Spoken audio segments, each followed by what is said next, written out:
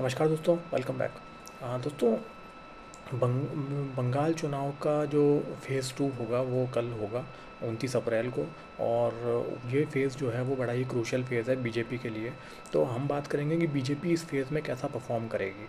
देखिए, पिछली बार जो इस फ़ेज़ में 142 सीटें जो आती हैं मतदान के लिए, उसमें से बीजेपी को सिर्फ 18 सीटें मिली थी, मतलब लगभग 10% सीटें। और टीएमसी ने क्लीन स्वीप किया था इस फेज़ में, इसी वजह से उनकी जो टैली है वो 215 पहुंच गई थी। मतलब सोचिए आप, पहले फेज़ में टीएमसी को 100 से भी कम सीटें मिली थी। और दूसरे फेज़ के अंदर जो है उन्होंने इतना ज़्यादा जंग कर लिया। हालांकि पिछली बार 8 फेज़ में मतदान हुआ था, तो मतलब ये टैली सही नहीं होगा, मतलब कंपैरिजन। लेकिन फिर भी मैं उसके हिसाब से बता रहा हूँ, सीटों के आंकड़े के हिसाब से। तो देखिए, ये जो है टीएमसी का स्ट्रॉन्ग होल्ड है। ये जो इलाके जो आएंगे, इसमें मुख्यतः कोलकाता का इलाका आने वाला है। जैसे कि जो डायमंड हार्बर है, हुगली है, कोलकाता प्रॉपर है, इसके अलावा साउथ 24 परगना है, ये सब जो हैं इसमें आएंगे। तो मुझे ऐसा लगता है कि बीजेपी जो है वो डेफिनेटली अपनी टैली तो इम्प्रूव करेगी इस बार। लेकिन देखिए, बीजेपी को ये एक चीज़ ये भी देखनी होगी कि इस बार जो ये सेकंड फेज़ है, इसमें लगभग 50-60 सीटें ऐसी है जहाँ मुस्लिम डोमिनेशन है। तो बीजेपी को वहाँ तो कुछ मिलना नहीं है। बाकी 50-60 सीटों में से बीजेपी को मिलेगा, जो मिलेगा 70-80 सीटों में से।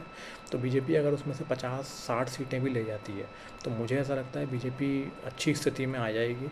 तो मुझे ये लगता है, जितना भी एनालिसिस मैंने देखा है और चुनावी विश्लेषकों को मैंने सुना है, पत्रकारों की बात सुनी है, तो उस आधार पे बीजेपी टैली तो इम्प्रूव करेगी अपना, 18 से ऊपर जाएगी। लेकिन शायद 40-50 के बीच में, 50-55 के बीच में बीजेपी जो है सीट ले सकती है इस फेज़ के अंदर, जिस तरीके की उनकी तैयारी हुई। देखिए, बीजेपी का एक ही फोकस है, मेन फोकस, कि लोग भयमुक्त होकर मतदान करें।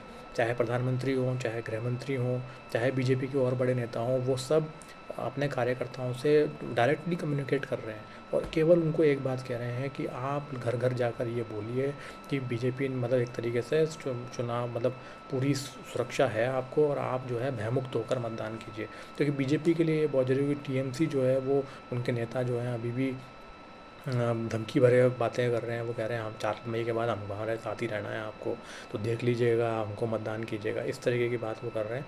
तो इसलिए वो कह रहे हैं, बीजेपी वाले चिंतित हैं कि भाई ये फिर से लोगों ने अगर डर के भय में आके वोट दे दिया तो फिर काम ख़राब होगा। तो इसलिए बीजेपी का पूरा फोकस है कि भयमुक्त मतदान हो। और बीजेपी ने जो ग्राउंड वर्क किया है उससे वो इतनी तो आश्वस्त है कि इस बार जो है वो अच्छा परफॉर्म करेगी और शायद सरकार भी बंगाल में बना लेगी। तो देखते हैं दोस्तों क्या होता है। कल सेकंड फेज़ और 4 मई को नतीजे आ जाएंगे। तो आज के वीडियो में इतना ही। नमस्ते, जय हिंद।